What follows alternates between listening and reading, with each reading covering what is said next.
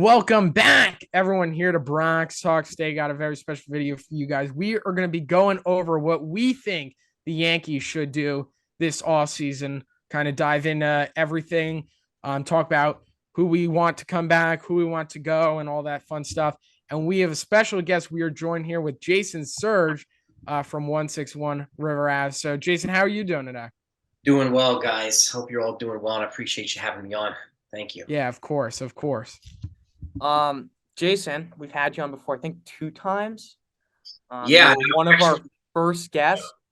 I yeah. just saw because I was looking through our emails to go to send you the link, and we recorded November 22nd, so we're approaching that date, almost 1 year. And our I like that. anniversary of starting this podcast up was yesterday, Sunday. So pretty cool.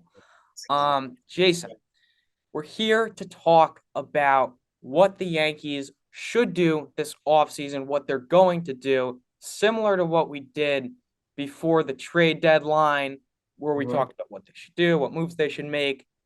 And that's what we're going to be doing today. But before we get into our plans, I do find it interesting. Astros, they essentially fire their general manager, James Click. I mean, offering him a 1-year deal after winning the World Series is insulting. They also fire their assistant general manager, and Cashman seems like he has the job locked up.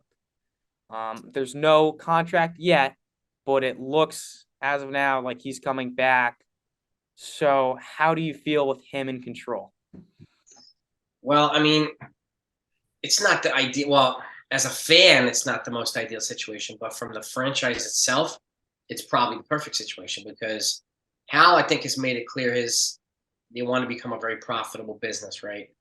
And since Cashman's, well, let's just say since 2009, the net worth has gone from 1.8 billion to 6.5. It's tripled their net worth, the net value of this franchise since 2009. So he's doing exactly what Hal wants done, as far as we're concerned, as far as we know, right? Because we never hear from Hal, right? He Yep. doesn't answer the questions, and Cashman's very cagey. So, but and they're buddy. So I can't see that partnership dissolving unless somebody can do a better job at what Hal wants than Cashman. So, which is not the ideal answer for a lot of fans, but it's true. And the same thing with Boone being a kind of a talking stick for Cashman, who's the dirty work guy for Hal. So it's kind of like a perfect little triangle that they're operating in. So, and as long as they keep doing what each other wants, it's going to be really hard to move on from them. Now, again, there's other players we want as a manager, there's other people we want as a GM, but that's the dynamic we're operating in, or they're operating in, that we have to live with. So would I like a Theo Epstein in there? Sure. But is anybody going to do what Cashman does for Hal is the question that I think is one of the most important questions to ask. And are the marching orders from top to bottom going to change? Because then only would a guy like Click or someone like this from Houston be considered a guy that can actually come in here, or Billy Beane, somebody that has an autonomy to do his own thing. Like, and that's, I think, the question, if that makes sense. No, it totally does. I think that's almost the same thing with Boone. When people calling for Boone to be fired, whoever's the manager, they're doing the same thing. They're the same puppets. So I think it's pretty much the same scenario. Yeah, I was just, and at that point, it has to become a philosophy change, or you have to have better personnel on the field. I mean, those are the only two solutions, I think, that are palatable at this moment. So Yeah. Yeah. Yeah. It seems like there's so many like variables in play with the front office on the players on the field.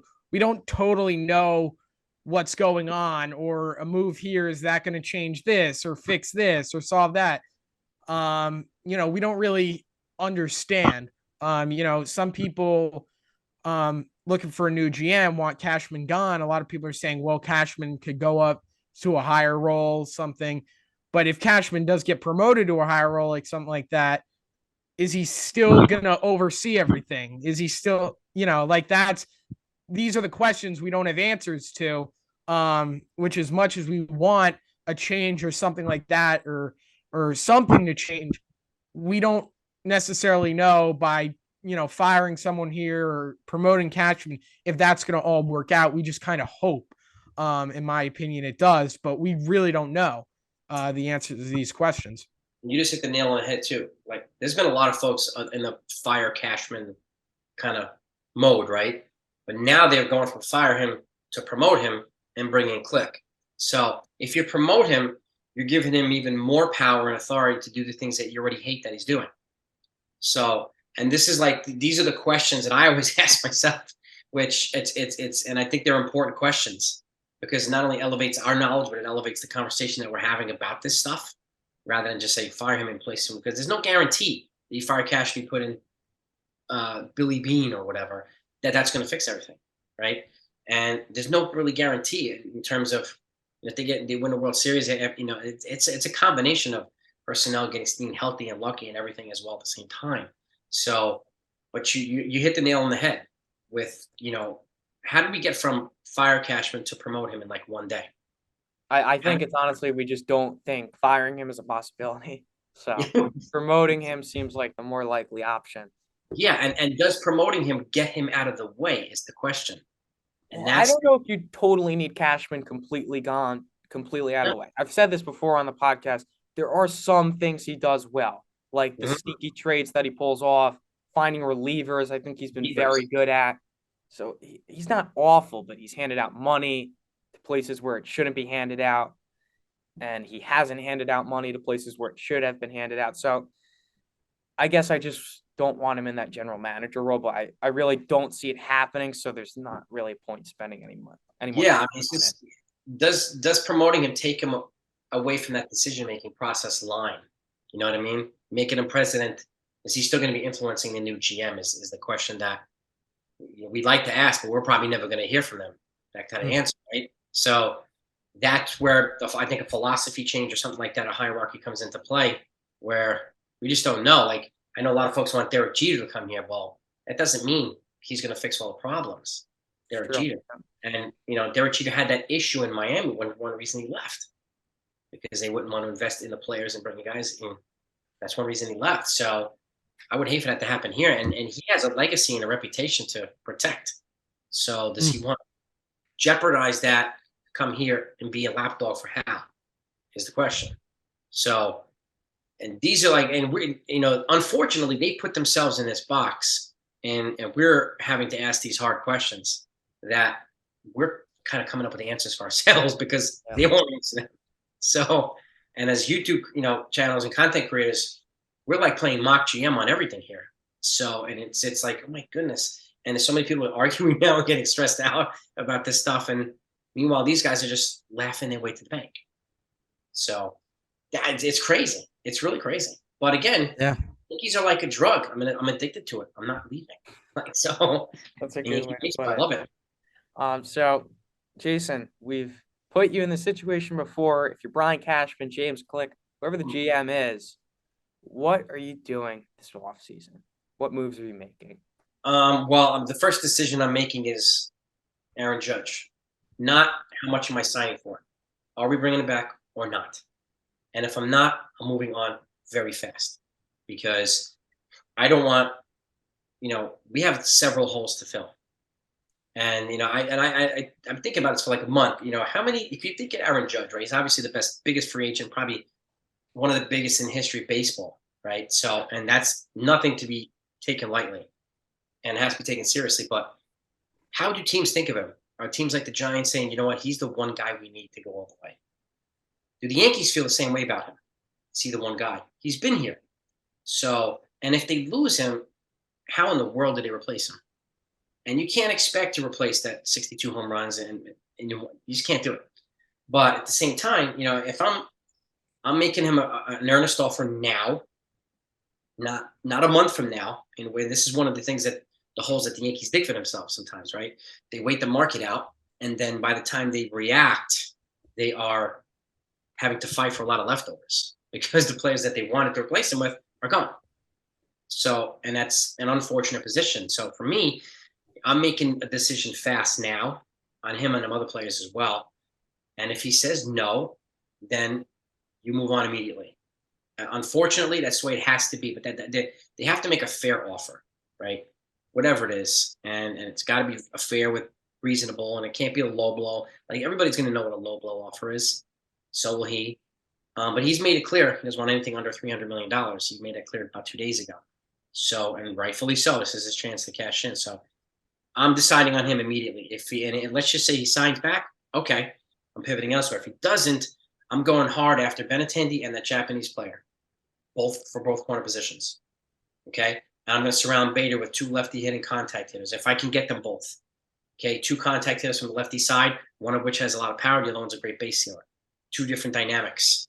Okay, and again, it might not be as robust power numbers as Judge, but I'm filling two lineup spots instead of one. I'm filling two spots on the field instead of one. And I can get both of them for less than it would cost to get Judge by himself. So, and that's where the economics comes into play for me. But to me, the Judge question has to be answered right now. I wouldn't be waiting at all because price is not going to go down. Yeah. So, and that's the reality for me. And then, and I've said this too. You can't throw pitching at a hitting problem. You can't throw hitting at a pitching problem. Okay, and just because the starting pitching was a strength for a lot of the year doesn't mean it's going to be the strength the next year. So it's important to reinforce everything: starting pitching, bullpen, and lineup to a degree. You want to be as fortified as possible everywhere, so that one side can pick the other side up and everything. So I'm going after a reliever, a starter, and two contact hitters depending on what Judge decides to do. Even without Judge, I'm still going after a guy like Benintendi to try to bring him back because there's still two outfield spots that are open, so they have to be filled. And that's kind of the way I look at it. Rafael Montero was my top guy for the bullpen. He's already back with the Astros. Yeah. But Rodon's available, and we heard today that the Yankees they've reopened trade talks with the Marlins about Gleyber Torres. That became public this morning. So you never know. If they decide that they don't need an ace pitcher, they might go for somebody like Pablo Lopez, which gives them the flexibility to spend in other areas. That's kind of how I would do it. I would do an all-encompassing offseason. Yeah. I'm interested to see your take on Gleyber Torres. Would you trade Gleyber Torres if you were the GM? Depending on what I get for him. I would trade him for I would try to package him with a couple of guys to Detroit and see if we can get Tarek Skubal, the starting pitcher, and Gregory left-handed reliever. Okay. It would cost a heck of a lot, but that's the type of trade I think would be worthwhile because we get controllable starter and a controllable reliever for several years. Okay. We're going to be down 4 relievers. And even though we've got like Mike King coming back, and I saw some footage of him throwing the bullpen today, he looks good. And we got Steven Ridings potentially coming back and some other guys. Luis Hill coming back. I would still get another reliever. And I would not trade him for anything but pitching. I think pitching's got to be the way to go if I'm going to move him, because you can move DJ to second, and then depending on what Rizzo does, or you can move DJ to first if Rizzo walks, and then at some point you can get Volpe up here, I think, and it allows you to play Peraza at shortstop if you want until Volpe comes up, and again at second, and then you have the flexibility to do other things. But I would still be trying to prioritize moving Josh Donaldson one way or another. But Torres, it has to be a good return because his trade value's up.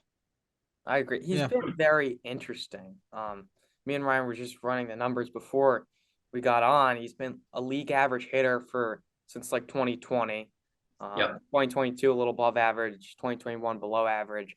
Yep. But we've seen the upside with him. We're just waiting for it all to click, and he's kind of been streaky. So it's very interesting. I'm not against trading him, but you got to get something good. Yeah. Wow. I think we're on the topic with middle infield. What I'm pretty interested is IKF. I think I've heard you express you liked him, you liked his style of play last year, and I respect that. But the way I see it in 2023, having IKF on the team, I feel like that would be sort of a problem because on the bench, he doesn't really have much value. You're never going to pinch hit him, and you're really not going to bring him in as a defensive replacement. So the only time I really see him getting playing time would be him taking away time from the kids. And what I want the Yankees to do is have a tryout with Oswaldo Cabrera, Oswald Peraza, and Volpe in spring training One of them gets the shortstop job. One of them's on the bench. One of them's playing shortstop in AAA. And I feel like if you have IKF as like a safety net, then that doesn't work. I think the Yankees, they've put so much stock into these prospects. I feel like it'd be nice to see them trust them for once. I mean, look at what the Astros did with Jeremy Pena.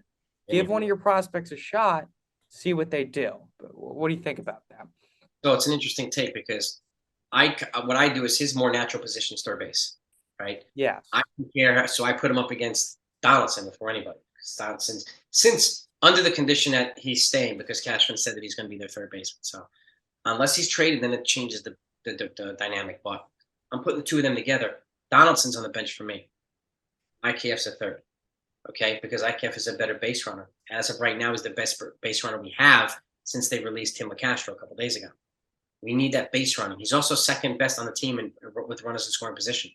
So his bat has more value, even though it's not a sexy hitter, because he puts the ball in play. Even if it's a ground ball or a sac fly or a bunt or whatever, he's hard to get it. He's hard to double up. So I want him in there because he's on the base a heck of a lot more than a guy like Josh Donaldson, who's now a shell of his former self. So if it's me, I have him at third, Peraza at short, and then depending on what happens with Rizzo, I think Rizzo's decision could open things up a little bit. If he walks, then it's easier because you could plug DJ at first and then have Oswaldo Cabrera at second.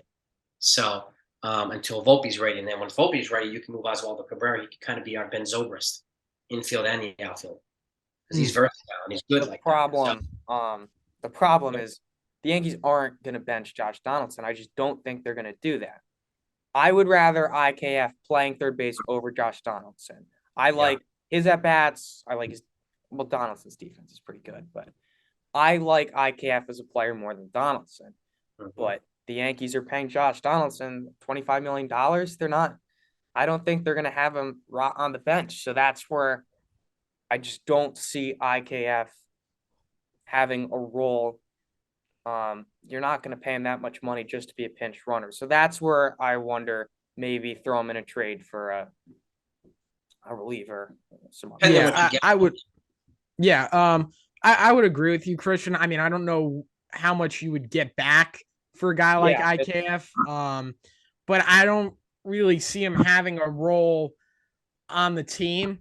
I mean, on the bench, I mean, they're going to have some bench spots because obviously they got a bunch of super utility guys, and, you know, someone's going to have to be rotated out like happened last year. But I don't know. It's hard for me to envision a role for him. If he was on the bench, I feel like he'd just kind of be all over the place. And I think he's dispensable. I mean, I think you don't need him on the team. Me personally, they're already going to keep Josh Donaldson. I would agree with you. I would rather have IKF at third base over Josh Donaldson. But, you know, they obviously believe that Donaldson can be better offensively. You know, so we'll have to wait and see, which I was a little surprised, actually, that Cashman just openly said they're sticking with him for 2023, because at the trade deadline last year, he was shopping him. He was trying to trade him. Yep. So I was very surprised when he just flat out said, Josh Donaldson's going to be our third baseman in 2023. I was like, but there was reports you were trying to get rid of him and no one wanted to take on that salary. So that was very interesting to me. But I guess they have analytics or numbers to support that he's a better hitter than this, and that he can be a more productive player in 2023. Well, it's very interesting. I thought at first when Cashman was asked about Donaldson and he was, you know, hyping him up like, oh, we're very confident for him going into next season. He was maybe just trying to get his trade value up. But then to come out and say he's going to be our third baseman is very surprising, because I don't know what numbers they see, but all his advanced metrics, all his exit velocities, it's all down. All his numbers are down. And if I had to guess, they're going to continue to go down. So yeah, and this is where, to me, you don't need analytics to see he's overmatched. You don't need him.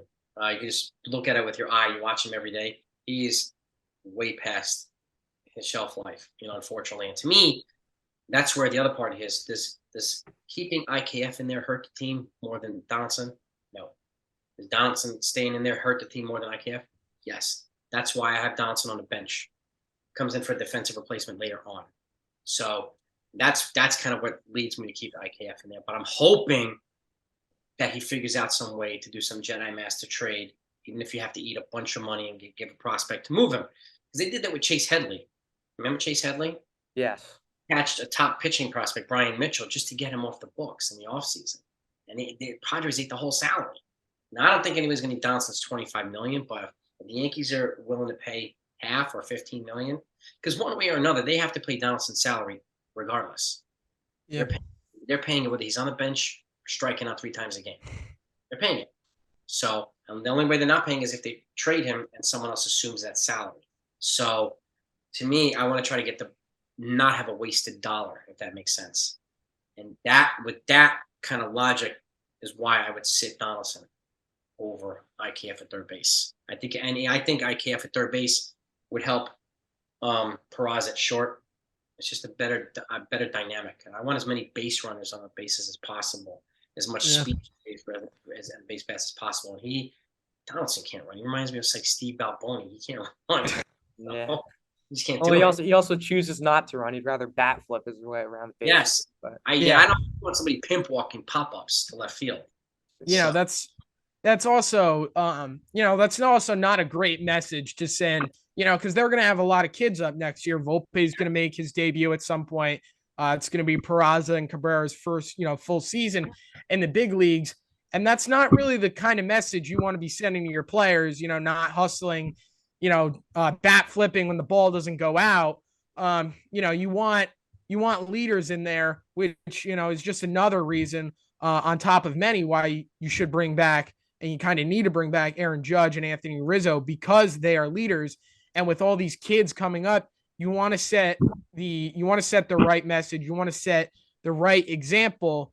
Although with the young kids coming up, it should be very, very fun to see to have them bring that energy back to the Bronx and have the young kids, kind of take over. Because we saw that in 2017, the baby Bombers, and that was kind of like their team. Like, they were the young kids and they all kind of rallied behind one another. So it'd be very nice to see if that energy could come back and translate into 2023. The energy Cabrera brought to this team when he came up was fantastic. Oh boy. Him and Bader, like, whoa, man. I was at the game where I think it was like the first batter of the game, Oswaldo Cabrera. He robs the home run, and I was sitting in right field for it, and he turns around, and he's hyping up the fans. It was super cool. Super cool. And we haven't had guys like that. The Derek Jeter play at shortstop. Yeah. I loved watching. Oh yeah, when he hit his face into the net. Yeah. We haven't had players like that in a while. I think that was a big reason why Cashman went out and got Josh Donaldson last year, because he brings that fire and he brings that energy, but maybe not what we thought. He kind of brought it in a different way and was kind of sort of turning into something negative with the whole Tim Anderson thing. And then later on in the season, when he was not being productive at all, the back and forth with the pitcher on the Rays, and it was kind of turning into like, dude, what are you doing? It's kind of getting annoying. Yeah. But yeah. So the last thing, if I could just mention with IKF too, when and we know that he had 15 errors last year, right? He also had 19 defensive run saved. But the things that get magnified the most are the errors, not the defensive run saves. And he always makes up for errors with something good, whether it be a stolen base or a key hit or something like that. And he also answers the hard questions. Donaldson did not do that. He would go on these 0 for 20 slumps where he looked completely lost. IKF would always do something to make up for an error. And that to me is a quality that I want in the lineup on a regular basis, because it sets an example for the young kids. You make a mistake, you learn from it, you keep moving on, you keep hustling. The thing with IKF, he made some errors in some big spots, and I think that was really what was highlighted. It seemed like he was folding under pressure. What I will give him credit for, he always took responsibility for it. Even though Boone sometimes won it and would defend IKF and say he's still a top shortstop, that's not his fault. IKF always was taking the responsibility, saying I can't make it. That's I like that. It's mature. Yeah. As for starting pitching, I have an opinion. This originated from Ryan, so I'm going to give him credit for that. But over like the past few days, I have grown more and more on the fact that we need this guy. Obviously, first, I think you got to lock up Judge and Rizzo, even Benintendi, and then see where the payroll is at. But the Astros are a much better team than the Yankees right now. I mean, talent-wise, analytically-wise, the Astros are a lot better. And you re-sign Judge, Rizzo, Benintendi. Yeah, that's a good season. That's what you needed to do. But you're still going into the season. Astros are better. Yep. But if you take away Justin Verlander and put him on the Yankees, that really, I mean, the gap becomes a lot smaller. That's a move that I would love to see happen. So, glad you brought that. And there's another thing too. You know, that him and Carlos Rodon are the two top pitchers on the market, right? Rodon, DeGrom too, but yeah. Who's that? DeGrom. Oh, DeGrom, yeah, DeGrom. I don't see DeGrom as an option for the Yankees anyway. So I'm not even having him as part of the conversation. Those are the two most, I think, likely guys. And we know that Rodon's probably going to cost 26, 28 million per. Verlander's probably going to cost 35, but for maybe 2 years, where Rodon's going to be 5 or 6. So longer contract for less dollars or shorter contract for more dollars. And Verlander's also not attached to a qualifying offer. He already got one, so he's not eligible for another one. Rodon is. So it's only going to cost cash to get a guy like Verlander. It makes life easier for the Yankees because so does it with a guy like Carlos Correa, who also got qualifying offer. He's not eligible either. So, and keep in mind, the Yankees already projected to sign Brandon Maella, who's the #1 international free agent again. We talked about him about a year now, but every time they sign somebody attached to a qualifying offer, it makes it harder for them to sign that kid. So, which makes Verlander a more likely fit for them, a more logical fit for them. So, and he's coming off a Cy Young, and I know he'll have some regression, but I can't see him going from a 1.75 to like a 4.80 ERA. Yeah. He's a Hall of Famer. He's not going to have a deadline. And, you know, talking about regression, I mean, for the last like 3 or 4 years, we've been saying, oh, when's it going to fall apart? When's it going to happen? And it just never happens. He got Tommy John, and we're like, oh, this is it. But then he comes out, he proves people wrong once again. And I think, you know, I said this in our last video. I said if the stones align, if you get your 3 guys, Rizzo, Judge, Benintendi, and you do this, you do that, and it's in front of you, you have to make the move. Because I get that, you know, the reason the Yankees lost in the playoffs was because of their offense. I get that. And I get that their pitching was good in the postseason. It was not the reason they lost. But if you bring in Verlander, you hurt the Astros and make your team a lot better. So instead of game 1, you were facing Justin Verlander last year, you'll be facing someone else. So, you know, and it opens the door for an easier series and an easier matchup. I'm not saying, you know, I'm picking the Yankees as favorites or anything like that, but what I am saying is it should make it a much easier matchup. And I think Verlander would be a really, really great piece in the rotation. And if you look at it from a regular season standpoint, I mean, imagine that rotation. You got Cole, Verlander, Cortez, Severino, and then you have a lot of different options at 5. But let's say you keep Frankie Montas and he, you know, figures it out into the pitcher we got from Oakland. I mean, imagine that. All right. So that's really what, you know, gets me excited, gives me goosebumps, because I'm like, I don't know how you beat that rotation. I mean, that rotation on paper is very, very good. And Justin Verlander knows the formula on how to beat the Astros. He can bring it to. And I mean, maybe like when you have a pitcher of that caliber, I mean, that's going to leave a good impact on the rest of the Yankees pitchers, the young arms. He could probably teach them something. Yep. And Garrett Cole was better when he was going up with Justin Verlander in Houston. Okay, when he had a co-ace there, he was better. So I think Verlander would also help push Cole here. It would make Cole better too if he came here. But I would not be offended at all if they got Verlander at all. Totally. And maybe it's more likely, and I don't want to think about this, but if the Yankees don't go after Judge, I did like what your alternative to if they didn't get Judge, where you have Benintendi and Matsutaka in the corners. Yeah. Yeah, I think that would be really interesting because it would be a totally different lineup dynamic. Obviously worse. You're taking away the MVP, but it would be just a totally different lineup with lefty contact average guys, which would kind of fun to watch. And then maybe go after a Verlander and you just have a dominant rotation and a lineup that gets by. So the Yankees have had a lot of success with Japanese players for the most part. This guy would come in, they had a lot of success with Matsui. The Japanese market is huge, so if Hal's worried about making money, he's not going to have to worry. He's like the top kid in Japan right now, Yoshida. And so they would be making money hand over foot. Now, my one wish is that if Judge leaves, he goes to the National League, so we don't have to face him. Yeah. I actually had him predicted to go to Seattle in my predictions. That's my sleeper team, Seattle, for him, because they're going to put somebody up with Julio Rodriguez. Interesting. Interesting. They got a dynamic duo on pitching. They got to want to do the same with the hitting. So, yeah, you got to think, Ken Griffey would spark something, say, hey, Judge, come over here. But that's also another thing, in Judge's free agency. It's going to be interesting to see what teams offer him different kind of packages. It's not just the money.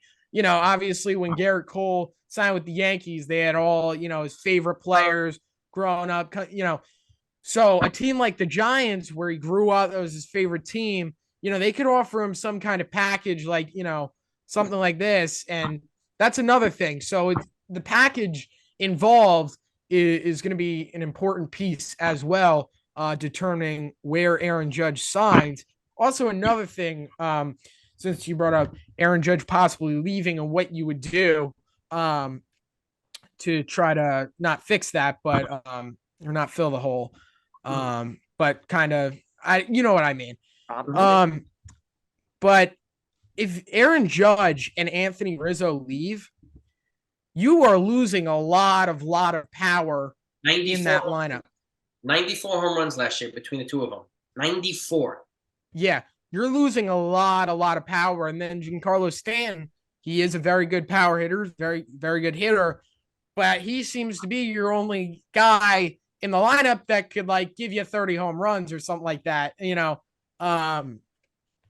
So I think they would have to change their dynamic, because I don't think you can just live and die with home runs, just having Giancarlo Stanton as your only power hitter there. It's interesting too, because Rizzo, I think the only reason they probably let Rizzo walk is unless somebody gives him bowls him away with an offer, and he could, because he had a great year, but because there's another Japanese player who's supposed to come out next year. His name is Munetaka Murakami. He's their first baseman, if you look at him. 56 home runs this year.